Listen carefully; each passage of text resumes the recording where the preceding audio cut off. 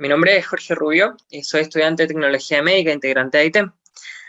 En este caso es un agrado presentar a la próxima expositora, la señora Elisa Anzoliaga.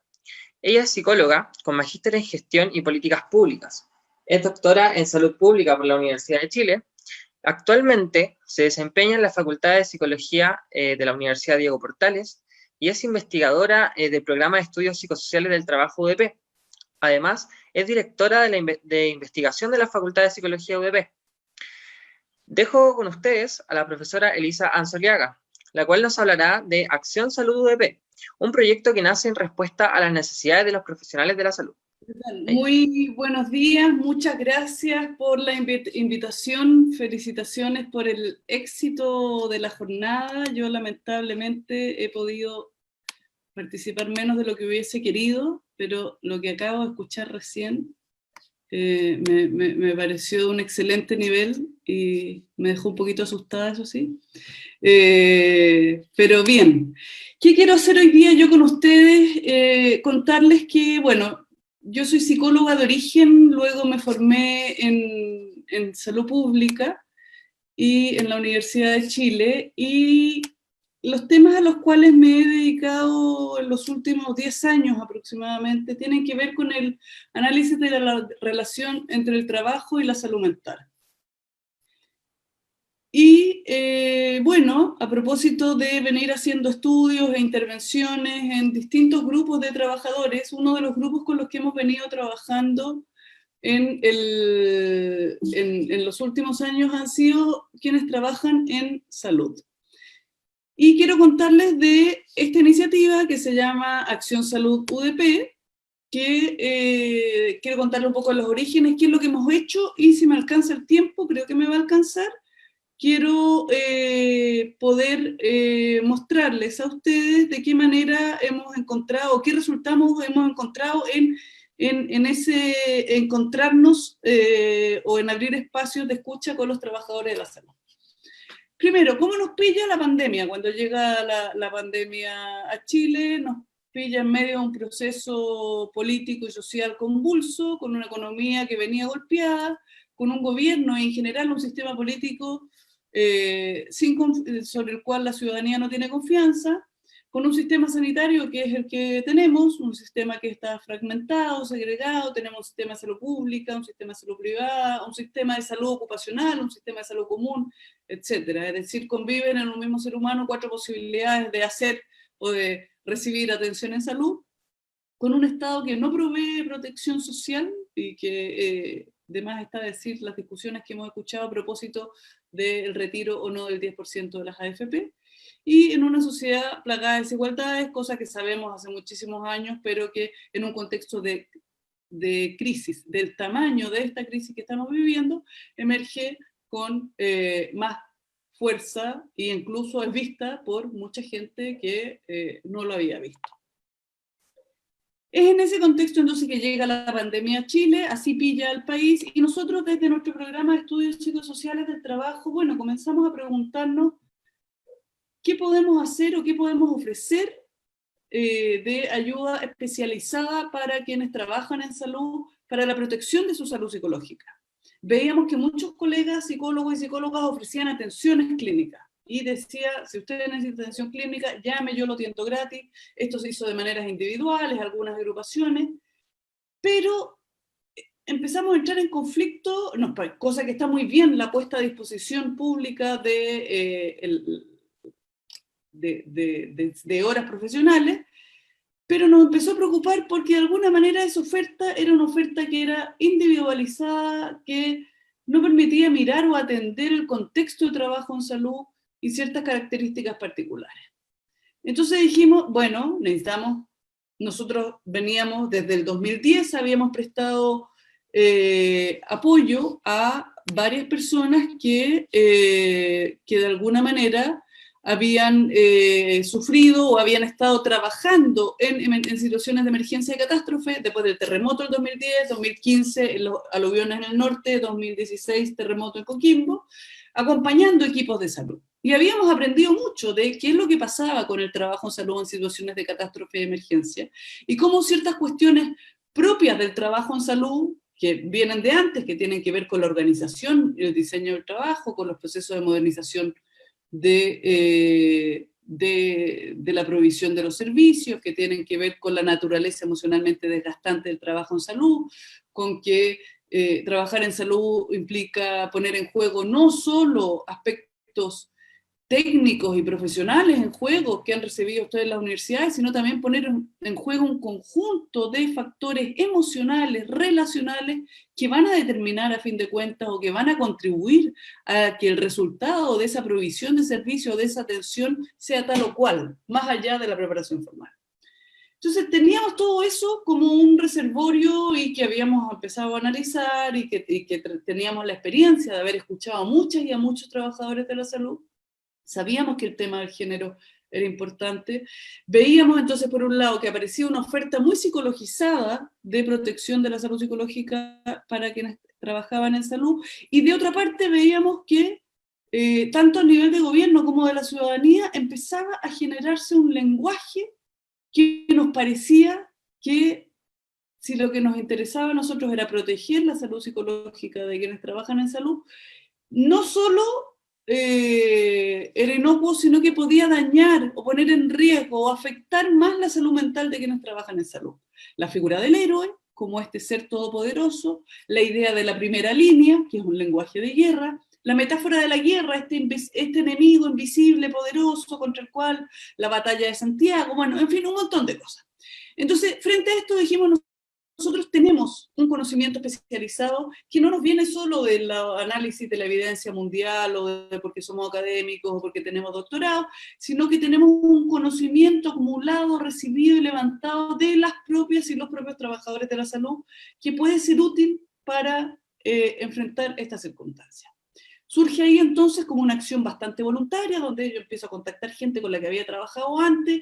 Esto sí prendió, generó entusiasmo, mucha gente se empezó a sumar en un trabajo que fue, insisto, voluntario, y que, como digo yo siempre, los buenos proyectos y las buenas ideas siempre reciben recursos, siempre habrá alguien que sepa valorarlo, y surge como algo voluntario y termina convirtiéndose en este proyecto con financiamiento de la Universidad Diego Portales, inicialmente un financiamiento como semilla, y un proyecto que proponía tres cosas fundamentales: una estrategia comunicacional, unas intervenciones colectivas sobre y para trabajadoras y trabajadores de la salud, y una tercera pata más bien de formación, educación, con énfasis en la jefatura. Déjeme contarle un poquito entonces de qué se trata esto y qué resultados hemos obtenido. Bien, la estrategia comunicacional, y esto fue súper relevante, fue una decisión desde el inicio, incluso respecto a la destinación de recursos. Nosotros dijimos, a propósito de la pandemia, a propósito del distanciamiento físico y de que un 80%, si no más, de la vida se está jugando en ese espacio virtual, en las redes sociales, en los medios de comunicación, necesitábamos una estrategia comunicacional potente, ¿ya? Que permitiera ofrecer distintos balcones para mirar el problema, para analizarlo, que permitiera que las propias y los propios trabajadores de la salud pudiesen poner su voz en ese espacio público, que permitiera desindividualizar y, como he insistido en decir yo, despsicologizar ese resultado de salud mental negativo en quienes trabajan en salud. Es decir, el resultado de salud mental negativo de quienes trabajan en salud no es producto de unas características de vulnerabilidad individual o de una falta de estrategia de afrontamiento, sino que está estrechamente ligado a las condiciones de trabajo en situación de pandemia.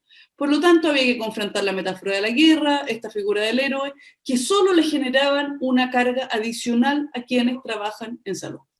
El horizonte entonces era iniciar a través de redes sociales, en sus distintos formatos, una conversación pública a la altura del difícil momento que vivimos y que permitiera también no solo darle protagonismo a quienes trabajan en salud desde sus experiencias de trabajar en salud en situación de pandemia, sino que también que viera que el resultado no está en las manos exclusivas de quienes trabajan en pandemia. Por eso la relevancia de esta estrategia comunicacional.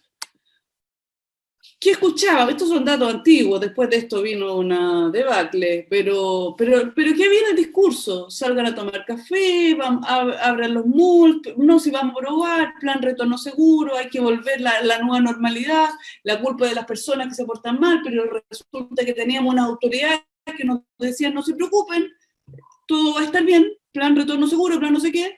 Entonces, la gente en Chile le cree a las autoridades, a pesar del desprestigio del sistema político. Bueno, y algunas cosas notables que ocurrieron, bueno, la gran batalla de Chile, la batalla por Santiago, el retorno seguro, hemos llegado a la meseta, una meseta con altibajo, en fin, o sea, un discurso, una estrategia comunicacional desde el gobierno, que es quien debía conducir y tenía las riendas para orientar esto hacia un mejor o un peor resultado, que siempre iba a ser malo porque estábamos en una situación imposible, y que cometía errores de esta naturaleza.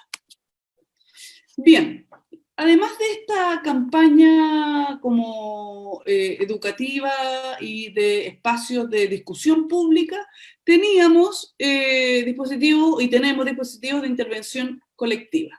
El trabajo en salud no se hace de a uno, casi nadie trabaja solo en salud, se trabaja en equipos, por lo tanto, todas las intervenciones que nosotros propusimos son intervenciones que trabajan con equipos de trabajo, ya sea equipos que son realmente equipos, es decir, que realizan cotidianamente el trabajo conjunto, como también equipos en términos de que son personas que comparten estar trabajando en salud en situación de pandemia. Por lo tanto, lo importante era generar espacios y abrir espacios para la escucha colectiva. Otra palabra que queríamos, y en ese sentido, dos dispositivos. Un dispositivo de intervención en crisis para que equipos que han enfrentado un evento único, traumático, la muerte de un miembro del equipo, o la muerte de un familiar muy cercano de un miembro de un equipo, pero que golpea, que pone en riesgo tanto la estructura del equipo, pero también pone en riesgo las posibilidades de operación del equipo, ¿ya? Es un momento sobre el cual hay que detenerse. Y otro dispositivo que es la clínica psicosocial de trabajo, que son intervenciones grupales también, pero que no son de una sesión, que no hay necesariamente un evento, comillas, traumático que lo gatille y que lo requiera, y que la idea es abrir espacios de escucha para hablar sobre aquello que está ocurriendo y sobre aquello que no se habla, para poder compartir cómo están experimentando el trabajo en salud en situación de pandemia, los efectos que está teniendo y tratar de instalar la idea o el concepto del cuidado colectivo de los equipos de trabajo, ¿ya? Esto es súper importante porque mucho se habla en salud de autocuidado, y está bien, cada uno de nosotros tenemos que cuidarnos individualmente, pero mientras sigamos proponiendo estrategias de cuidado individual, no vamos a lograr los resultados que queremos. El trabajo en salud es colectivo, los problemas de quienes trabajan en salud no son ni un problema privado que tiene que ver con unas debilidades mías, ni un problema individual, sino que son públicos y son colectivos, ocurren en el espacio de trabajo, con unas condiciones de trabajo, por lo tanto las intervenciones deben estar orientadas hacia allá. Y también una tercera pata que por supuesto no podía quedar coja era la pata de el trabajo con jefaturas, donde claramente una cuestión muy relevante es poder atender que sin las jefaturas no vamos para ningún lugar. Es decir, el trabajo en salud sabemos que es un trabajo, son instituciones súper jerárquicas, súper jerárquicas, y que de alguna manera es necesario que podamos entender y que esas jefaturas se sumen a estas miradas, a estas conversaciones, porque no podemos ir avanzando para un lado con los equipos y para otro con una jefatura, ¿ya? Las jefaturas además también lo están pasando mal. Piensen que las jefaturas están tironeadas por arriba y también están tironeadas por sus equipos, ¿ya? Bueno, y de la mano de este proyecto hemos construido una red de colaboración con distintos actores, Ministerio de Salud, Mesa Técnica de Cuidado Personal, etc. Quiero mostrarles en los poquitos minutos que me quedan, en los 7 minutos que me quedan, algunos resultados de las intervenciones, es decir, Cuando hemos ido a mirar o a trabajar con estos equipos o a abrir estos espacios de escucha, de conversación, ¿qué es lo que estamos escuchando de quienes trabajan en salud a propósito de la protección de la salud psicológica de los trabajadores? Bien, cambios en el trabajo, ¿ya? Cosas que son súper evidentes, pero que las están diciendo. Impactos en la carga y en el ritmo de trabajo, es decir, hay más carga, se trabaja más rápido. Si uno se había acostumbrado a un tipo de jornada laboral, bueno, eso se desperdigó. Hoy día la jornada, los turnos son de 24 horas, el trabajo se extensifica, jornadas más largas, y se intensifica. Hay que hacer más en menos tiempo con menos recursos. Hay un cambio del perfil de los usuarios, tenemos trabajadores que preocupados o angustiados porque reciben usuarios con patologías que no manejaban. Es decir, esta idea ya lo vamos a ver luego como otro resultado súper potente, como la reinvención de los profesionales y de los técnicos de la salud. Si usted había sido toda su vida, tenemos por ejemplo kinesiólogos que llevaban 20 años haciendo gestión y se habían especializado y tenían una jefatura de gestión en atención primaria, en temas vinculados a lo kinesiológico, pero que resulta que hoy día estaban haciendo clínica. Y no saben el terror que sintieron. Por eso cuando los estudiantes dicen, ¡ay, qué susto! No vayamos a meter las patas cuando nos insertemos. No, la gente que está dentro tiene el mismo miedo que ustedes y lo ha hecho y no pasa nada. Yo confío mucho más en un kine que va a hacer su práctica ahora y que va a hacer clínica, a un kine que lleva 20 años haciendo otra cosa y que tiene que actualizarse en un día y ponerse a hacer clínica, ¿ya? Entonces el trabajo cambió radicalmente.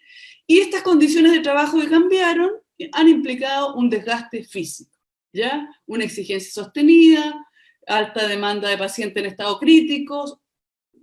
En general los hospitales o los lugares tienen una cantidad de pacientes críticos. Y aquí lo que tenemos es que los que escasean son los pacientes no críticos y los que sobran son los pacientes críticos, ¿ya?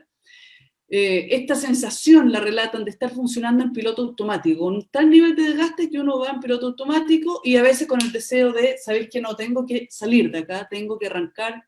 Incluso se preguntan si dejar el trabajo, si dejar la vocación, si acaso perdieron la vocación. Puro desgaste físico. Turnos en los cuales cuestiones básicas no están cubiertas, ingesta de agua, de comida, escasa, pasan frío, no hay lugares para descansar, imposibilidad de desconectarse, agotamiento, dolores físicos. Insomnio, ¿sí? ¿Me escuchan? Sí, siga nomás, no... Alguien Escuché. activó su micrófono. Ah, ya. Bien, efectos emocionales y psicológicos, los que conocemos y que ha descrito la literatura internacional: cansancio, estrés, ansiedad, pena, llanto, irritabilidad, culpa. La culpa presente ya sea porque tienen abandonadas a la familia o porque cuando están con la familia no están en el trabajo, un sentimiento de soledad, de con quién puedo hablar yo estas cosas. Por eso las conversaciones en lo colectivo es tan potente, porque nos dicen: yo no puedo llegar a mi casa, que los veo re poco, contándoles todas las cosas terribles que tengo que ver.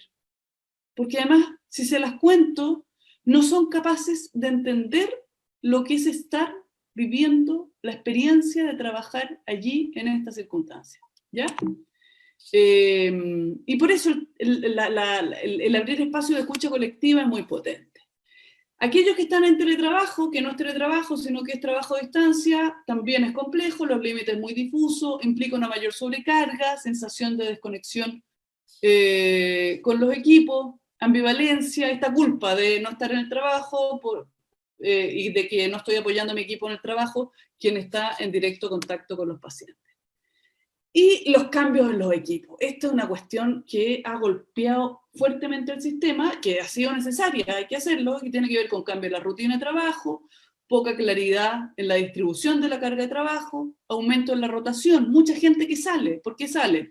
Porque se contagia, porque se va a cuarentena preventiva, porque gente nueva que entra a trabajar al sistema no lo soporta y renuncia, gente que sale por licencias por problemas de salud mental, y eso significa que, ya hemos dicho, el trabajo en salud es un trabajo que ocurre en equipos, y es un trabajo sobre el cual es muy difícil llegar, es tan complejo el trabajo en salud que el nivel de afiatamiento, de conocimiento de los equipos, dado que hay que poner en juego competencias técnicas, profesionales, pero también emocionales, relacionales, que el tener que estar enfrentando, comillas, un equipo nuevo cada vez que empieza un turno, es algo que le agrega un nivel de dificultad y de carga de trabajo enorme. Problemas de integración, la gente está hasta acá de tener que estar haciendo las inducciones ellos y de enseñarle en 2 minutos cómo hacer tal o cual procedimiento, y hay una queja hacia las instituciones respecto de que las instituciones, antes de meter gente, tienen que hacerles ellos un poquito más de inducción.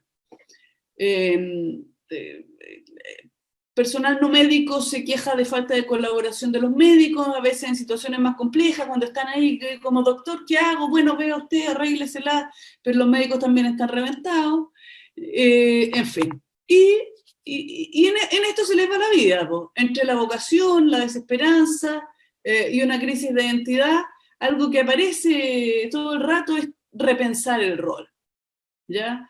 A veces conectarse con la vocación, esta enorme vocación de servicio público o de servicio de cuidado a otros, con la desesperanza de hagamos lo que hagamos, los eventos van a ser impredecibles, indeseables, incontrolables, y esto es algo que de repente nos va a caer la ola encima, nos va a sobrepasar y vamos a llegar hasta ahí.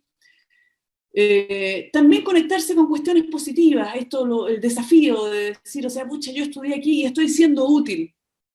El mundo lo está pasando mal, mi país lo está pasando mal, mi familia, mi comunidad lo está pasando mal, y yo estoy haciendo algo a favor o ayudándolos a ellos. Y algunas crisis de identidad que aparecen súper potentes en la pandemia a propósito de este kine que, pucha, yo me había dedicado a la gestión, ahora tengo que volver a ser clínico y estoy asustado, aterrado, pero me estoy reencantando con el rol. Una fonoaudióloga que era fonoaudióloga de niños muy chiquititos y que la mandan a hacer fono de adultos y tiene que convertirse en una fono de adulto en 1, 2, 3 y que dice, si no fuera por esto yo jamás habría imaginado que iba a hacer esta tarea y que me iba a gustar tanto trabajar con adultos. En fin, ese es un tema como que atraviesa también. Sobre las jefaturas hay una queja importante respecto a una falta de consideración, una falta de atención, estoy terminando, una falta de atención, de cuidado a estos grandes y enormes esfuerzos que están desplegando las y los trabajadores.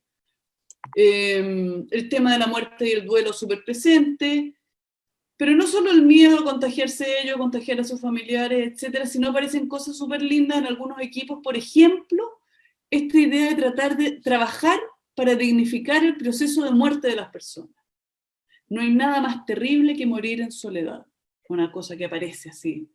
Y ya que no hay nada más terrible que morir en soledad, conectado a 1000 cosas, en una posición que es hasta indigna, ¿cómo hacemos para colaborar y contribuir a dignificar ese proceso de muerte? Y hay equipos que están dedicados a hacer esa videollamada última, donde la familia le habla a esa persona que está en el proceso a punto de morir, ¿ya? Entonces consiguen esa conexión. Luego, el miedo al contagio, bueno, sobre esto ya lo mencionamos. La relación con la familia, una relación ambivalente. Denme un segundo, que a propósito de temas domésticos, estoy resolviendo una urgencia doméstica. El tema de las familias como un aspecto protector, un espacio donde pueden distenderse emocionalmente, pero también está como incomprensión, es como, chuta, estoy reventado, llego a la casa, a veces no quiero ni hablar con nadie, lo único que quiero es meterme a la cama, dormirme y despertar al día siguiente, pero además tengo que llegar a hacer también trabajo emocional, a estar con los niños o a estar con mi pareja, a tratar de dedicarle ese pellizco de energía que me queda, y eso genera culpa también. Los problemas de comunicación, ustedes saben que en el sector salud los rumores y eso están muy presentes, hay que trabajar en mejorar la comunicación, ese es un horizonte de trabajo, tanto en la entrega de comunicación entre los turnos, pero también la comunicación y la información más formal, o la comunicación más institucional respecto de qué está pasando, hacia dónde vamos, etc. ¿Ya? Y con esto cierro, la importancia del trabajo colectivo, especialmente en pandemia. Los equipos necesitan apoyo, quienes trabajan en solitario lo están pasando peor que quienes están trabajando en equipo. Tener un buen equipo es una fortaleza. La necesidad de tener espacios de descanso, de tener espacios para disminuir el malestar. El humor es una herramienta muy utilizada y muy útil para alivianar el desgaste producido del trabajo. Y el tema del reconocimiento está súper presente. Y eso está desde los directores de hospital, las jefaturas intermedias, hasta los trabajadores. Todos se quejan, y yo creo que con razón, pero ahí hay un problema sistémico que hay que mirar, que aquí que todos están desplegando unos esfuerzos enormes y no han recibido el reconocimiento necesario. Reconocimiento que no necesariamente es aplauso, reconocimiento que tiene que ver con de qué manera, por ejemplo, se reconoce la inmensa y valiosísima labor de la atención primaria, cómo se reconoce el trabajo de aquellos equipos que han tenido que reconvertirse. Es distinto ser intensivista y estar trabajando en pandemia que estar en una sala común y que de repente te mandaron a trabajar a la UTI o a cualquier unidad de paciente crítico. La escucha, entonces, la escucha es una gran herramienta. Hay un gran elefante en la sala respecto de lo que está pasando y de los efectos que está teniendo el trabajo en salud en pandemia. Nadie habla de este gran elefante, la angustia suele ser negada, aparece sufrimiento ético y impotencia de dar las respuestas que quisieran dar. Por lo tanto, la escucha y abrir espacios de escucha, y eso es Acción Salud UDP, una plataforma donde a través de distintos espacios de intervención lo que hace es abrir espacios de escucha entre las y los trabajadores de la salud. Bien, lo dejo ahí, esto ya lo hemos dicho, pero lo dejamos hasta ahí y muchísimas gracias. Muchas gracias a usted, profesora, por la excelente presentación que viene a aterrizar un poco cuál es la realidad de los profesionales de la salud que están trabajando en este momento. Muy buena, muy completa. Y ahora pasaremos a la ronda de preguntas que hay acá en el chat, se las leo de inmediato.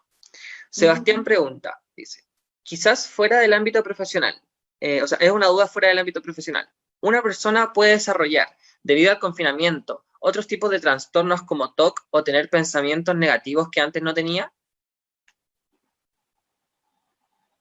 Sí, o sea, la verdad es que estamos en una situación hoy día tan extraordinaria de vida que pueden pasar muchísimas cosas y obviamente los problemas de salud mental aparecen con mucha fuerza. Y en ese sentido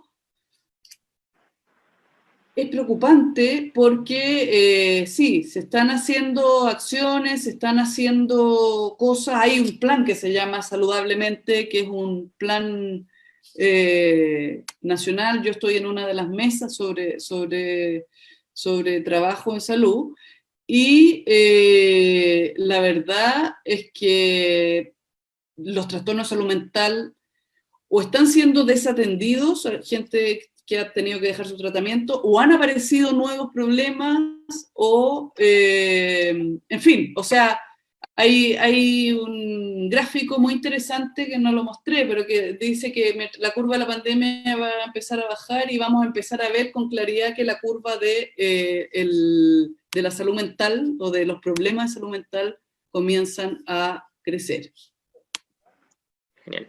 Felipe dice, excelente presentación. Una consulta. ¿Usted cree que los problemas asociados a la pandemia tendrán repercusiones a lo largo plazo en equipos de salud y en los pacientes?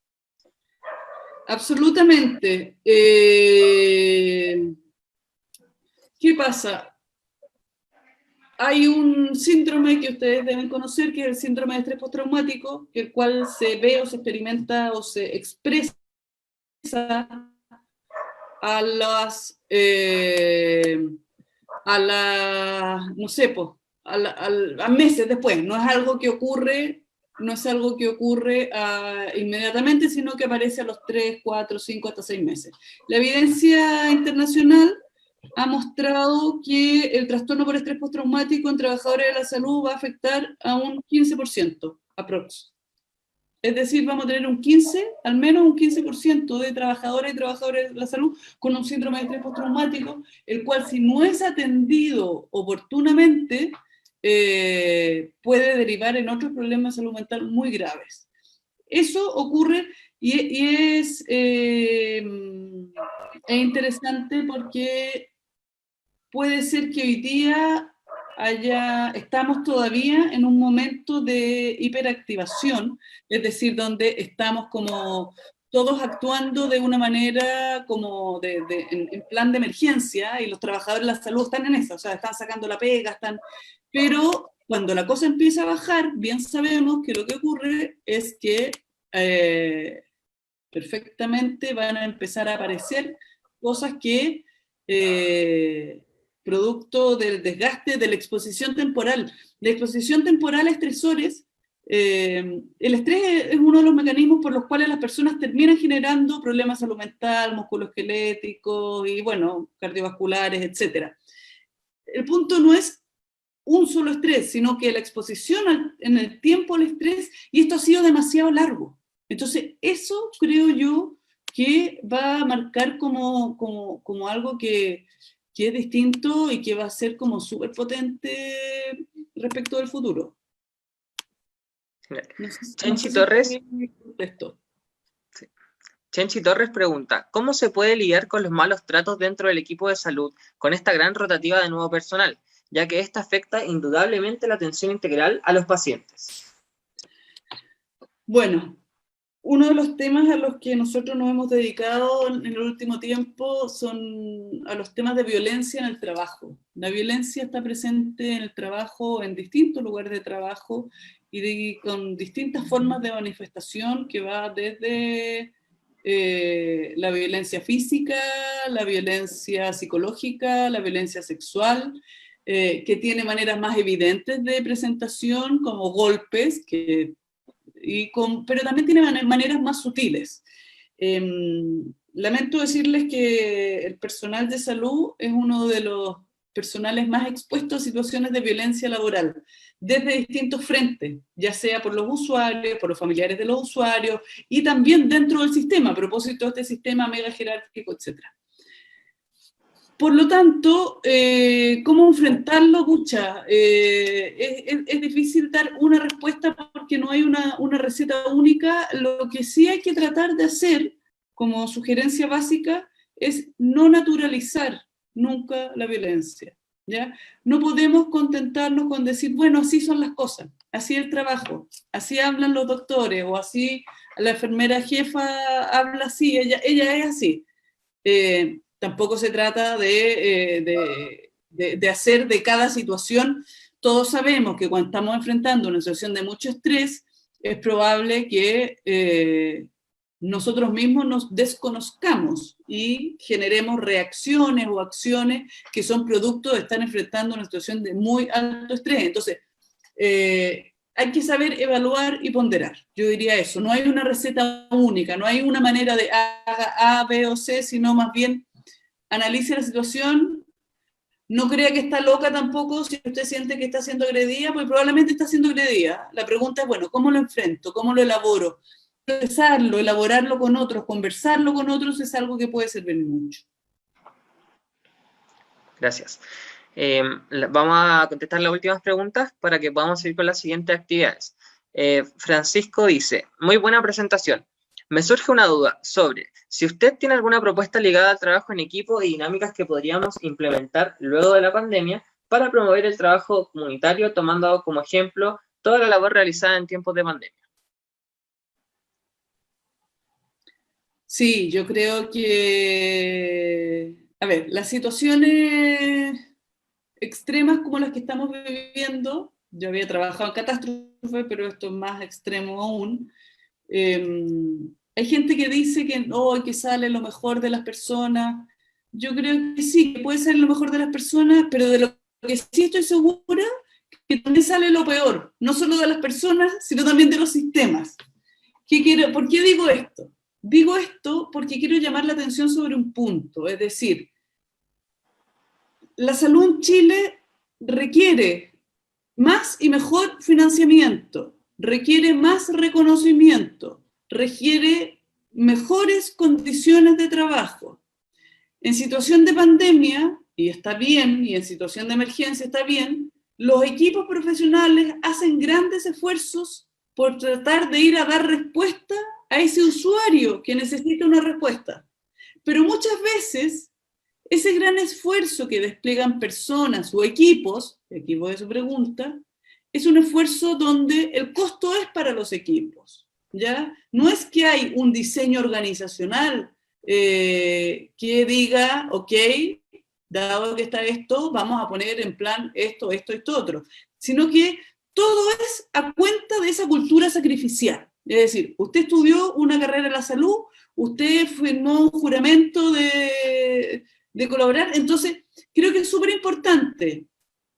No hay una propuesta única porque, ojo, insisto, cualquier persona que les venga a decir a ustedes que hay una receta para hacerlo, arranquen, porque en general cada equipo, cada grupo, cada institución, cada centro de atención primaria, cada hospital, tiene un modo de ser, de operar y de funcionar que es distinto en función de su historia, en función de sus miembros, en función de la misión que debe cumplir. Por lo tanto, esto debe ser analizado particularmente. Lo que sí tenemos que aprender es que el sistema de salud en Chile no puede seguir estando sostenido a punta de esfuerzo y de sacrificio de quienes trabajan en salud. Contamos con el compromiso, contamos con la vocación, y eso es maravilloso. ¿Qué cosa tiene más sentido sino que poder hacer algo para lo cual uno estudió y uno siente que está contribuyendo? Pero no podemos sostener un sistema de salud a costa del esfuerzo y de la cultura sacrificial instalada en las organizaciones sanitarias. Muchas gracias, profesora. Vamos a dejar hasta acá las preguntas por honor al tiempo, ya que viene otra actividad después, pero las preguntas que quedaron pendientes van a ser enviadas por correo a usted para que las pueda responder y nosotros las publicamos.